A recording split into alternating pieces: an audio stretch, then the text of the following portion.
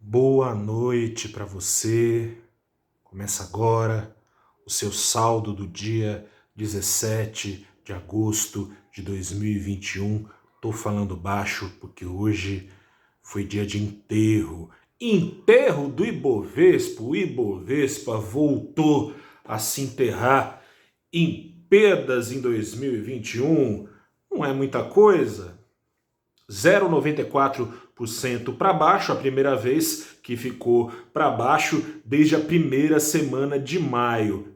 É bastante coisa se a gente considerar que lá no recorde de 7 de junho, o Ibovespa acumulava no ano ganhos de 10%, que de lá para cá foram sendo derretidos até o nível em que estamos. Outro dia mesmo, então, o Ibovespa estava quase em 131 mil pontos, casas de análise apontando que os 140 mil pontos era questão de um estalar de dedo.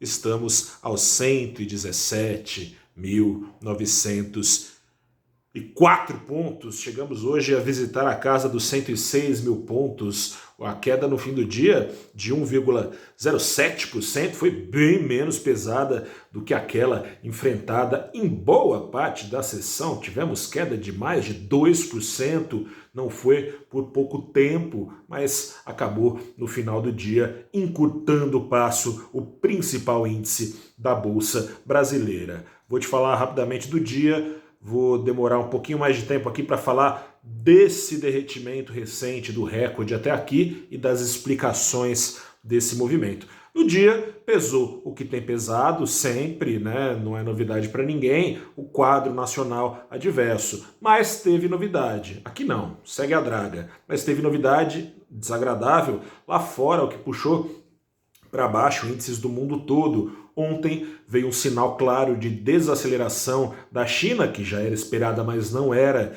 esperada na dose em que se ficou sabendo. Hoje foi a vez do varejo americano decepcionar, o que tem muito a ver, nos dois casos, com a variante Delta.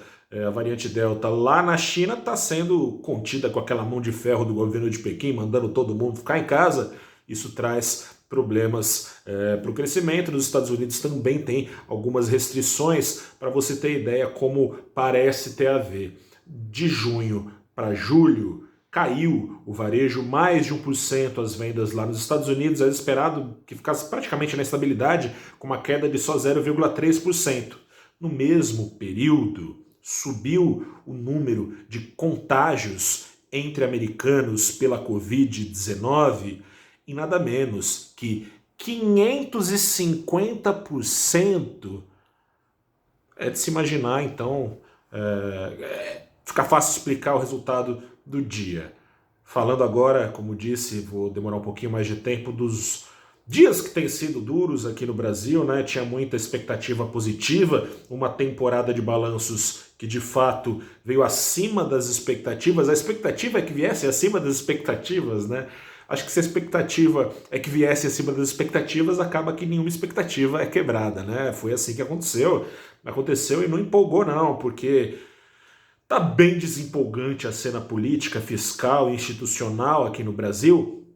E eu trouxe alguns números aqui que ajudam você a entender o que é peso internacional, o que é peso nacional nesse desempenho ruim do Ibovespa. Para isso, a gente vai falar do Ibovespa cotado em dólares para poder comparar com índices também cotados em dólares.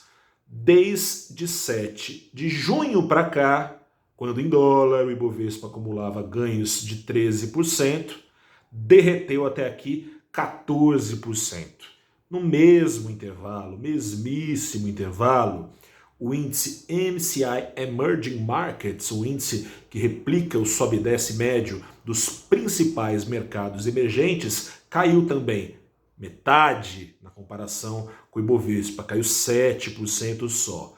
O índice Dow Jones, nos Estados Unidos, cuja correlação com o Ibovespa é fortemente histórica, tem uma carteira teórica muito parecida com a do Ibovespa em termos de composição setorial, empresas da velha economia, assim como aqui no Brasil, ou seja, ligadas a commodities, setor financeiro.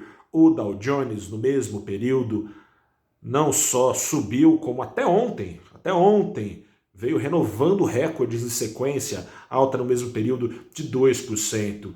Qual a diferença do Ibovespa para esses índices? O Ibovespa lida com uma situação econômica, fiscal e com perspectivas degringolando que os demais índices, os demais mercados acionários não lidam.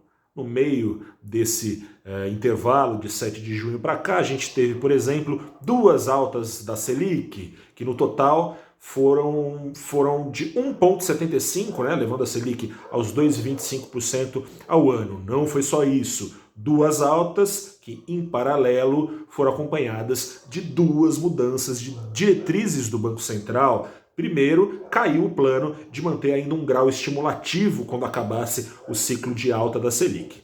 Depois, caiu o plano de manter a Selic em alta apenas até o patamar neutro, em que os juros não ajudam, mas também não atrapalham a economia. Foi escolhido o caminho de que os juros precisarão atrapalhar a economia, caso contrário, não serão recuperadas as expectativas futuras da inflação, ou seja, caso contrário, fazedores de preço no comércio, né, e fazedores de contrato de maneira geral vão acabar puxando para cima os preços e trazendo hoje mesmo inflação com base nessa perda de credibilidade. Mais grave que isso, e o Banco Central só tem faltado desenhar. O presidente Jair Bolsonaro, e falou em nome dele porque os gastos federais, afinal de contas, são autorizados por ele, como fez questão de dizer, aliás, o ministro da Cidadania no fim de semana, em entrevista ao Globo, quando falou que sim, o presidente é Jair Bolsonaro, e se ele fala que é para gastar, tem que gastar, e cabe aos seus comandados decidir como fazer caber dentro do teto de gastos. Responsável é o presidente Jair Bolsonaro. O Banco Central tem dito que o governo não tem colaborado, e ao não colaborar com esse controle das expectativas, juros continuarão subindo quanto for necessário para tentar enxugar gelo, né? É risco institucional. Hoje de novo, o presidente Bolsonaro ameaçando fazer um golpe, falou em 7 de setembro, o povo, não sei o quê. Está esperando um aval do povo para fazer uma eventual ruptura institucional. Palavras deles, palavras duras.